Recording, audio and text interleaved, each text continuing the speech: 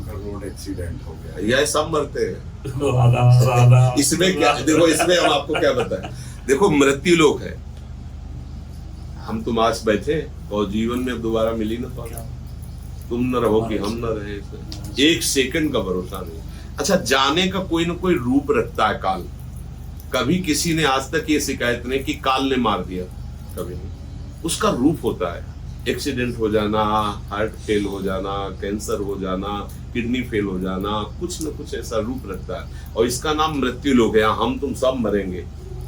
अब ये है कि कब मरेंगे इसका कोई पता नहीं, इसीलिए वर्तमान के समय को राधा राधा कह के देखो। मरने वाले पर तो शोक करना बिल्कुल बेवकूफी है। अब मरने के लिए आप सब भाई हो, मृत्यु लोक, इसका नाम क्या है? जब हम मरना ही है तो आज मरा, कल मरा, परसों मरा, नरसों मरना तो है ही।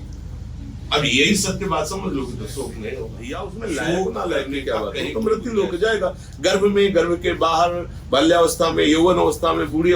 मृत्यु का जो समय निश्चित है उसके आगे किसी की बस नहीं। और यहाँ से जाना है, चाहे जितना स्वर्ण भस्म खा लो, चाहे जितनी दवाइयां खा लो, यहाँ से जाना है।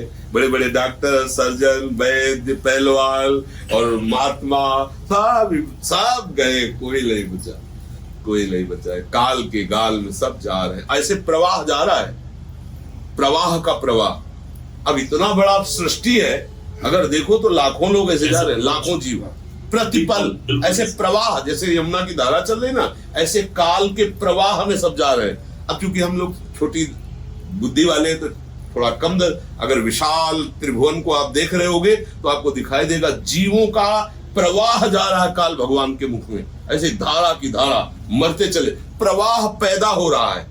प्रवाह जैसे जलधारा निकलती है, ऐसे जीव पैदा हो रहे हैं, ऐसे जीव समाज। ये चक्र, इसी को चक्र कहते हैं, इसी को चक्र कहते हैं। बार बार जन्म, बार बार मरण, बार बार ये सब। बोले भैया इस चक्र से निकल जाओ तो बोले भजो प्रभु को, प्रभु का सुमिरन कर लो, भजन कर लो, ये शरीर छूटेगा, भगवत पार्षद स्वरूप होकर, सहचरी स्वरूप होकर प्रियालाल के समीप रहोगे। चक्र से बच गए।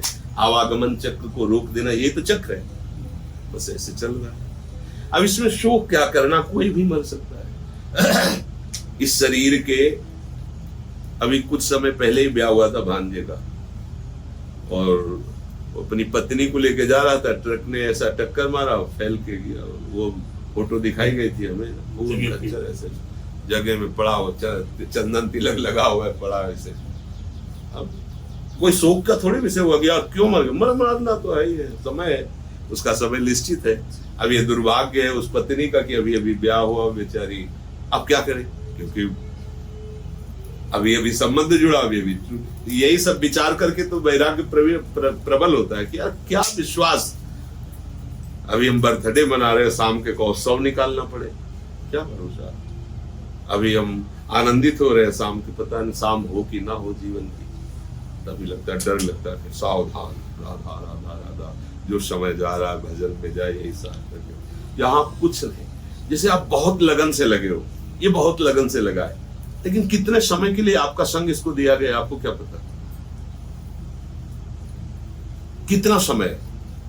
अब आपने पूरी कल्पना कर रखी है, अब भगवान ने दिया है समय इतना, चल अब तुम्हारी ड्यूटी दूसरी जगह लगी, क्योंकि भगवान का जन है, तुम्हारा थोड़ी है। तुमने मान लिया अपना बंदा, ये तो मेरा बेटा है, और वो भगवान का अंश जीव, भगवान के द्वारा ट्रांसफर किया गया था तुम्हारे पास। बोले 20 वर्ष, 25 वर्ष, 40 वर्ष, वो अब 40 वर्ष के बाद मालिक का बुलाया, तुरंत वापस सब छोड़ छाड़ के वो तो भागेगा, क्योंकि मालिक का बुला।